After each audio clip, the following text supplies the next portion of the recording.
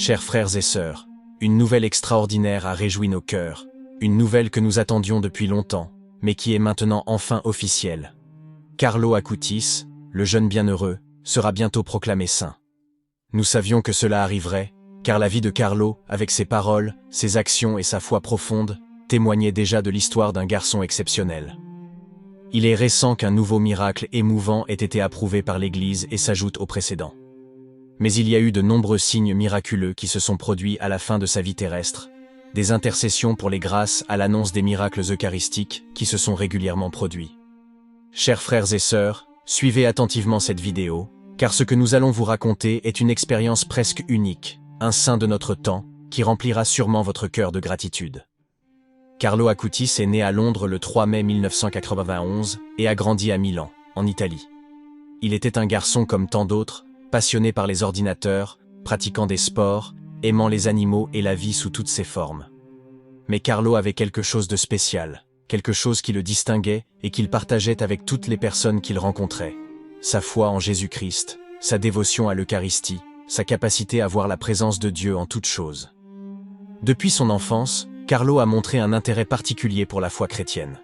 Il participait quotidiennement à la messe et passait de nombreuses heures en adoration devant le Saint-Sacrement. Sa foi n'était pas seulement une pratique religieuse, mais une véritable passion, un amour profond pour Jésus dans l'Eucharistie. L'Eucharistie est mon autoroute vers le ciel, répétait-il souvent. Et c'est précisément sur cette autoroute qu'il a couru, atteignant les cœurs de nombreux avec son témoignage. Parmi ses autres passions, Carlo aimait les ordinateurs et utilisait son talent pour créer une exposition virtuelle sur les miracles eucharistiques, une exposition qui a voyagé à travers le monde, touchant de nombreux cœurs et rapprochant d'innombrables personnes de Christ. Sa dévotion à l'Eucharistie a marqué sa vie, et même après. En état critique, profondément marqué par la maladie, il a dit à sa mère qu'après sa mort, des miracles eucharistiques se produiraient. Et c'est ce qui s'est passé. Des cas extraordinaires ont été rapportés en Pologne et dans d'autres parties du monde, confirmant ses paroles. La vie terrestre de Carlo a été courte. À seulement 15 ans, Carlo a été frappé par une leucémie foudroyante. Il est mort le 12 octobre 2006 à Monza, mais sa mort n'a pas été la fin de sa mission. Au contraire, ce fut le début d'un héritage spirituel qui continue de croître et de se répandre dans le monde entier. Son corps repose au sanctuaire de la Spogliazione à Assise, un lieu qui a vu la transformation spirituelle de Saint François et qui accueille maintenant des milliers de pèlerins du monde entier, tous désireux de connaître et de prier sur la tombe de Carlo Acutis. C'est un lieu de profonde spiritualité, où le passé et le présent se rencontrent, où l'histoire de Saint François se mêle à celle d'un jeune de notre époque. Mais qu'est-ce qui a rendu possible la canonisation de Carlo? Quel est le miracle qui a permis cette étape décisive? Les miracles survenus après sa mort sont nombreux et proviennent du monde entier. Mais comme nous le savons, l'Église a des procédures rigoureuses pour établir leur véracité. Pour être considérée comme un miracle, la guérison doit être instantanée, complète, durable et scientifiquement inexplicable. Ainsi, le premier miracle reconnu par l'Église concerne une guérison extraordinaire survenue au Brésil. Un enfant, atteint d'une rare et grave maladie du pancréas, était condamné par les médecins. La famille de l'enfant, dévote de Carlo Acutis, a commencé à prier pour son intercession. Contre toute attente, l'enfant a guéri complètement, laissant les médecins sans explication scientifique. Ce miracle a été reconnu par l'Église comme authentique, contribuant au processus de béatification. Maintenant, un deuxième miracle a été officiellement reconnu, ouvrant la voie à la canonisation de Carlo Acutis. Ce deuxième miracle concerne une jeune fille du Costa Rica, étudiante en Italie. La jeune fille avait été impliquée dans un grave accident de vélo, subissant un traumatisme crânien qui l'a laissée dans un état désespéré. Les médecins n'avaient aucun espoir. La mère de la jeune fille s'est accrochée à la foi et à la prière, est allée en pèlerinage à Assise et a invoqué avec foi l'intercession de Carlo Acutis.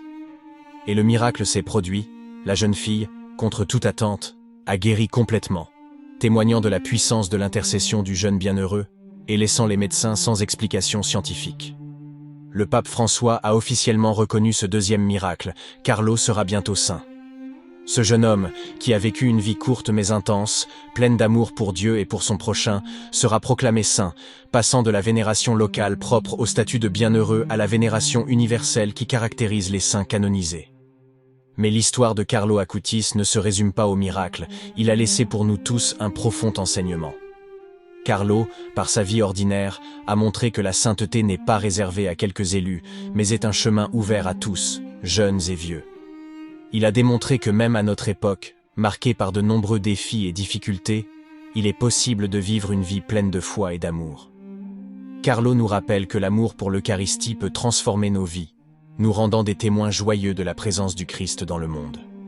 Le jeune Carlo disait souvent « Tous naissent comme des originaux, mais beaucoup meurent comme des copies ». Ces paroles, apparemment simples, révèlent une invitation extraordinaire pour nous tous à vivre notre foi avec authenticité, à ne pas nous conformer aux tendances du monde, mais à suivre le Christ de tout notre cœur. La véritable liberté et la véritable joie se trouvent dans le fait de vivre selon l'amour de Dieu. Carlo Acutis a traversé toutes les étapes de la vie comme s'il avait pris un élan vers le ciel. Sa vie a été courte mais intense, mais elle est devenue un exemple lumineux de la manière dont la foi peut être vécue de manière radicale et engageante. Sa passion pour l'Eucharistie, son amour pour son prochain, sa capacité à voir la beauté de Dieu en tout, en font un modèle pour nous tous. Aujourd'hui, quiconque entre dans le sanctuaire de la Spogliazione à Assise peut voir une peinture représentant Carlo aux côtés de saint François. Tous deux, de différentes manières, nous indiquent le cœur du message évangélique. Un Dieu amour qui n'hésite pas à se dépouiller de sa gloire pour devenir l'un de nous. François s'est dépouillé de ses richesses matérielles pour suivre le Christ pauvre et crucifié. Carlo, dépouillé de sa jeune vie par la maladie, nous enseigne que la véritable richesse est l'amour de Dieu. En ce temps d'attente et de préparation pour la canonisation de Carlo, nous sommes invités à réfléchir sur notre vie et notre foi. Nous sommes appelés à renouveler notre engagement à suivre le Christ, à vivre notre vocation avec authenticité et courage. Carlo nous montre que même dans les situations les plus difficiles, même lorsque tout semble perdu, la foi peut transformer nos vies et nous rapprocher de Dieu. Frères et sœurs, l'histoire de Carlo Acutis nous a laissé un message important que nul d'entre nous ne peut ignorer. L'histoire de Carlo démontre qu'une vie sainte est encore possible aujourd'hui et qu'elle est surtout à la portée de chacun de nous. Nous aussi, nous pouvons devenir des témoins lumineux de l'amour de Dieu dans le monde. Carlo Acutis est le premier saint de la génération des millennials, un saint qui a vécu notre monde avec ses défis et ses possibilités, une confirmation qu'il est possible de vivre une vie sainte même à une époque moderne et technologique. Carlo a su utiliser la technologie pour diffuser le message de l'Évangile, montrant comment la foi peut s'intégrer et utiliser les nouveaux outils de communication que nous utilisons tous les jours. L'exemple de Carlo nous aidera-t-il à affronter la vie de tous les jours? Faites-nous savoir dans les commentaires ce que vous en pensez, et n'oubliez pas de vous abonner à la chaîne pour ne pas manquer les nouvelles vidéos et faire partie de la communauté de foi et de prière. Que Dieu nous bénisse tous.